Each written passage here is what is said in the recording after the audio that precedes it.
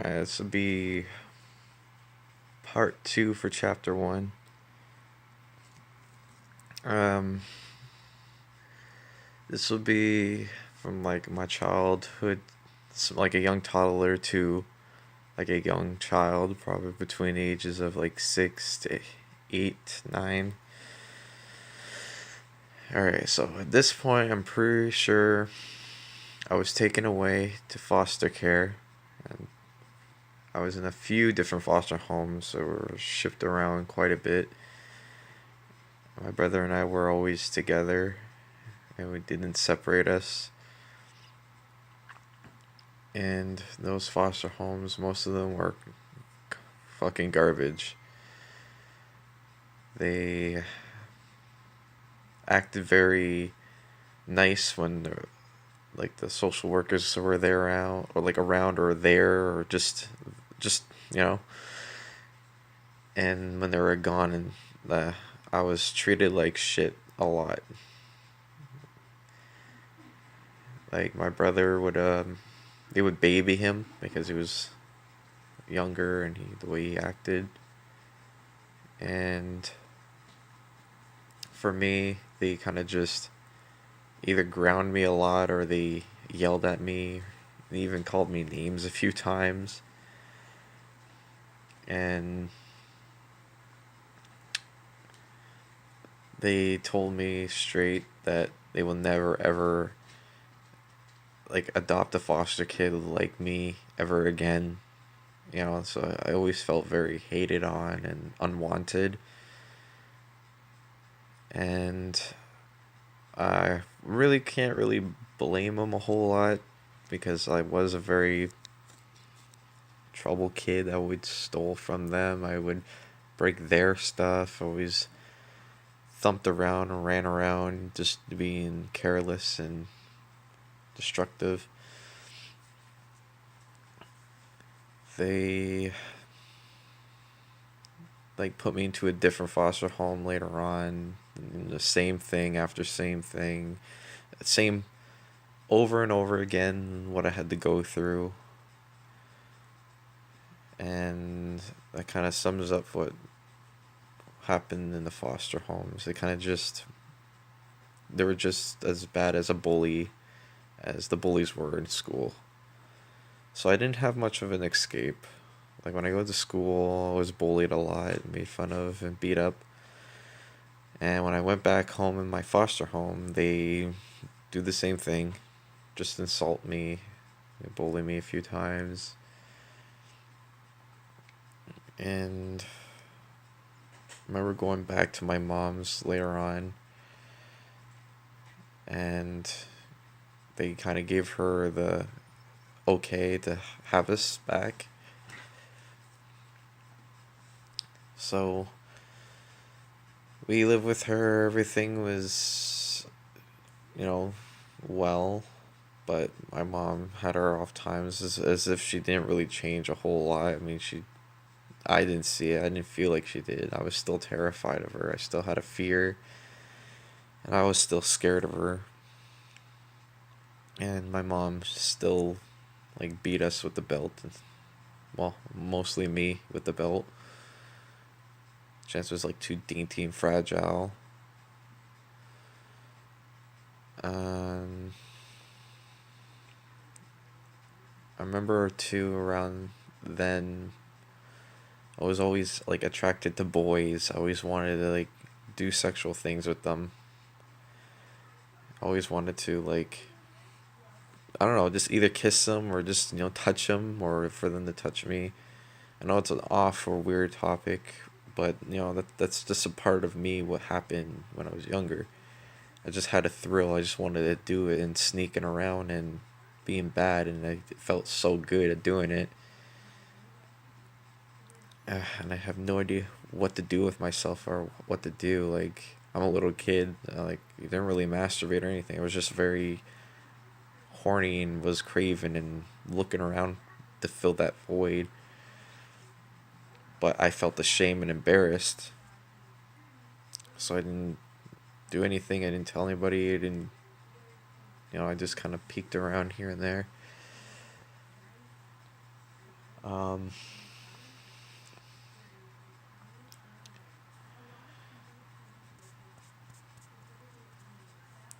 I was also like attracted to girls too, but I have a different way of showing it. I would insult them. I would call them, like, put them down. I see that pretty girl and I'd be like, "Ew, you're so ugly," or I don't know. I was stupid. I called them a bitch and everything. I just wanted to get their attention, I guess. Just, wasn't guided, because dad wasn't around or my mom was too busy with her own issues. And speaking of, too, my mom, sometimes when she was being an escort, I remember we would sit in the car and wait for her.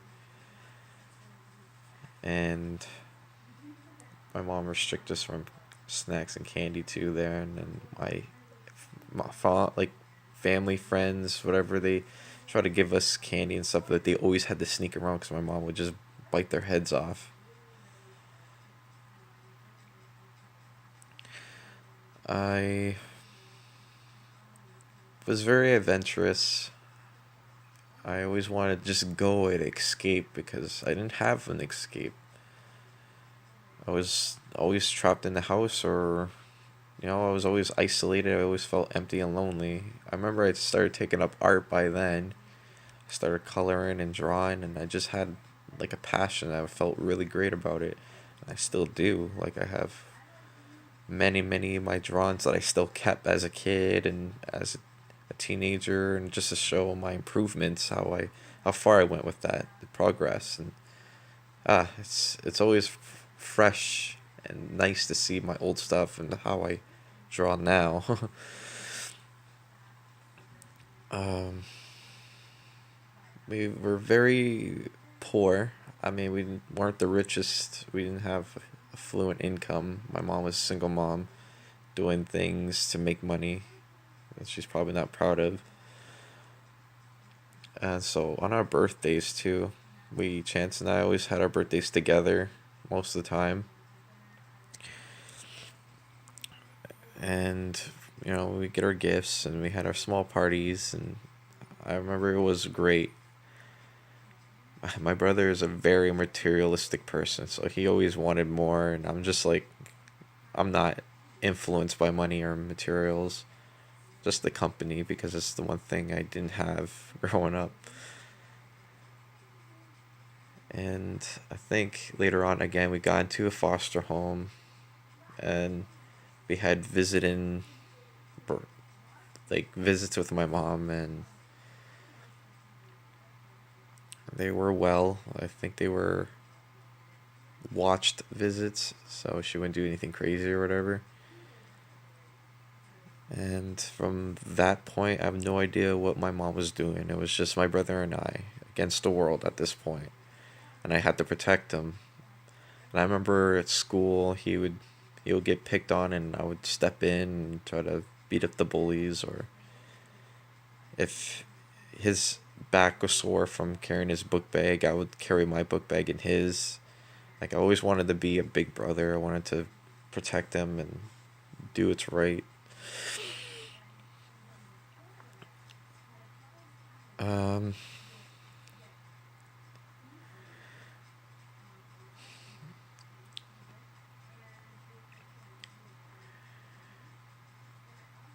he was not popular, but just, everybody wanted to hang out with Chance too. Even outside of school, when we go to the parks and stuff, they just knew him. They always ran to him, and they were just playing around or whatever. And I was always alone when it came to that. Chance kind of just abandoned me and just chill with his friends, which is fine. I was fine with that. I kind of just did my own thing anyway. And I was always making teddy bear sand. If anybody knows what that is, or what that phrase is, teddy bear sand, when you mix the white sand with dark sand that you find on the ground, and just, I don't know, that's what we called it back then. And the foster home, they treated us here and there. I remember getting gifts and, bikes and stuff, but I feel like they were just getting that because they were using our money to just buy the stuff that we want.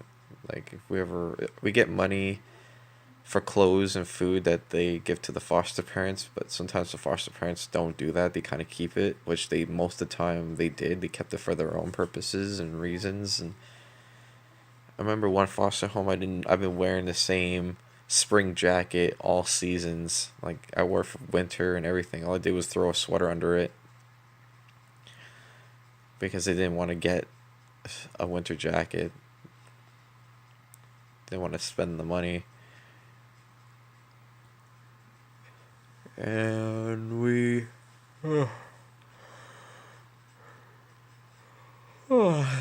excuse me. I started playing video games because one of the foster had an N64, and I was like blown away with an N64 playing GoldenEye. That was the shit, man. Mario Kart and GoldenEye was the fucking shit. So I beat the shit out of GoldenEye. I just had a passion for gaming, so I started picking up the GameCube, PlayStation, and whatever, Super Nintendo, everything. I just wanted to try every game console I find. And so far, PlayStation 1 was like my all-time favorite because they had the Final Fantasy series and, I don't know, the Resident Evil games that I really enjoyed. And so even to this day, PlayStation is my number one console. I have the 1, 2, 3, 4 here. A PSP. All that good.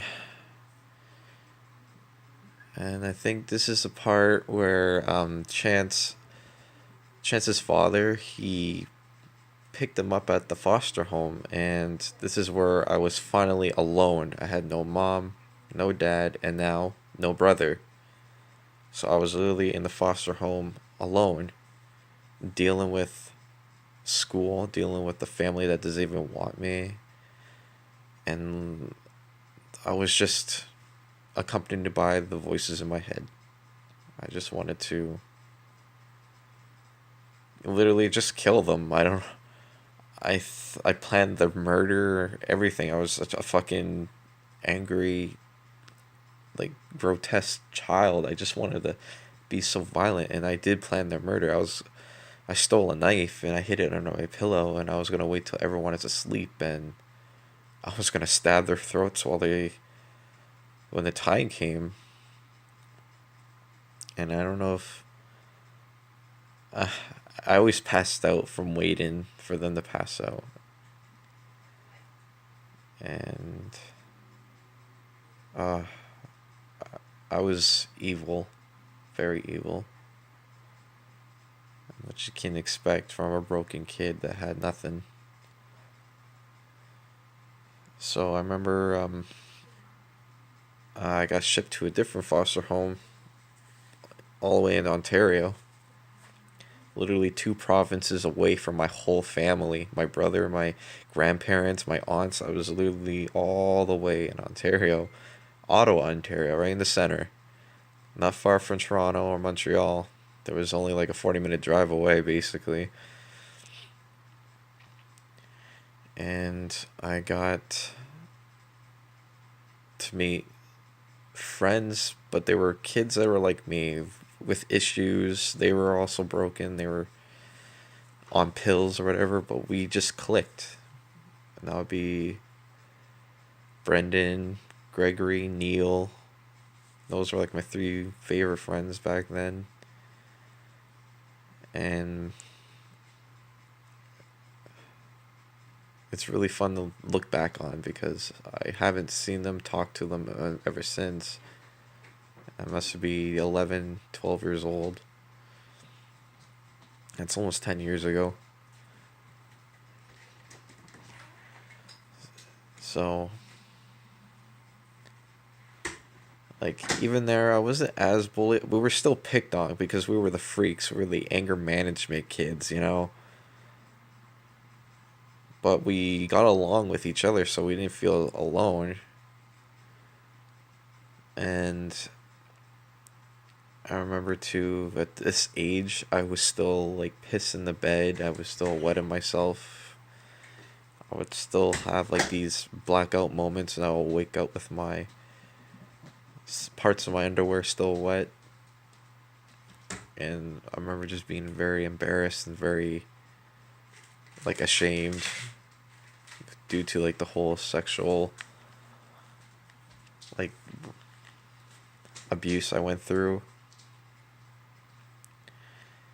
And I remember the school, I was also very angry. I was very pissed off. I just wanted to throw desk and be angry because they were teaching me stuff that I just couldn't take in.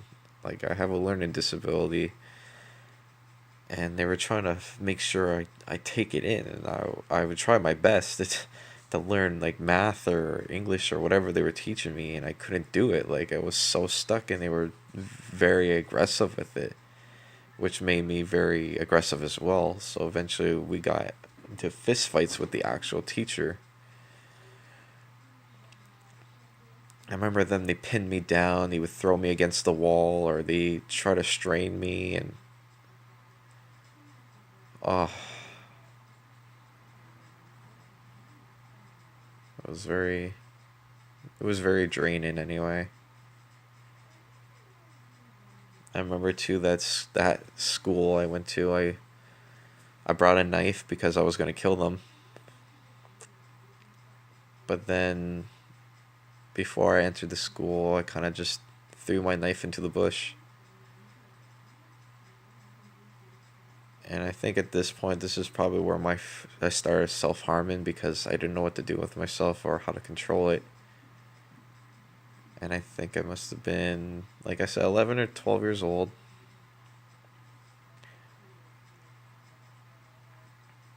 And I am self harming myself.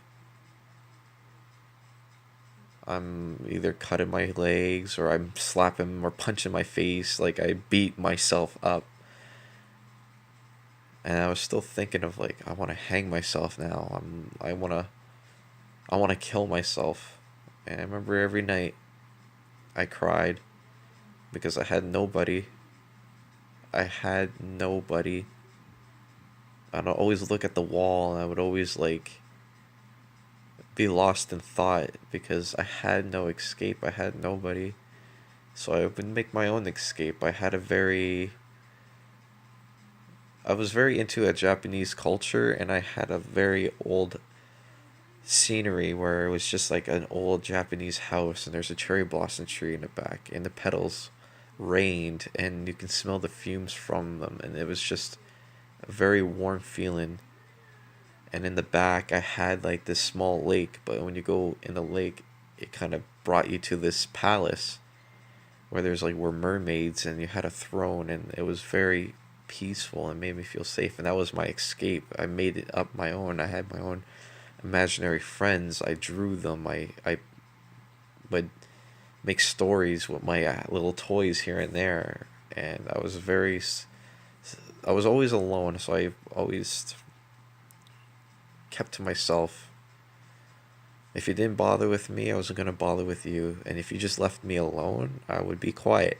If you start agitating me and start annoying me and bothering me, then I became a very aggressive person, and I would kill you.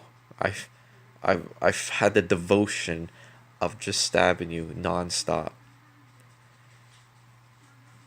But like I didn't do it. I had enough self control. And I remember at this point I think I started doing meditation. I didn't study it. I didn't know of it. I just kind of sat down, I breathed in, and I just traveled my mind. I was exploring my thoughts, where I want to go, what I want to be, and who I am, and am I ever going to be alone again like this later on? So I think at this point I always brought a knife with me. I don't know why. I just felt like it was a secure thing.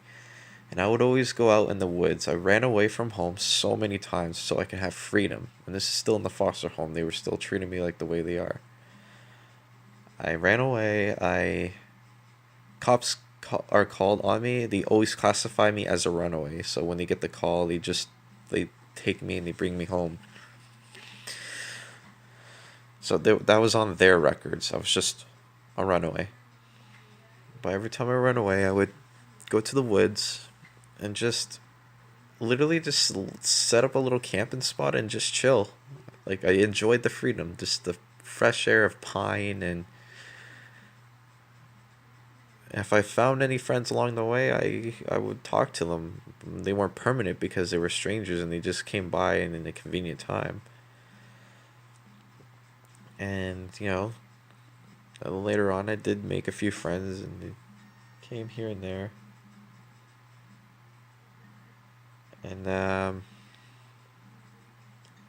guess this where it'll end because the next part is more deeper and I want to save that. So, thanks for watching. Please subscribe and like my video.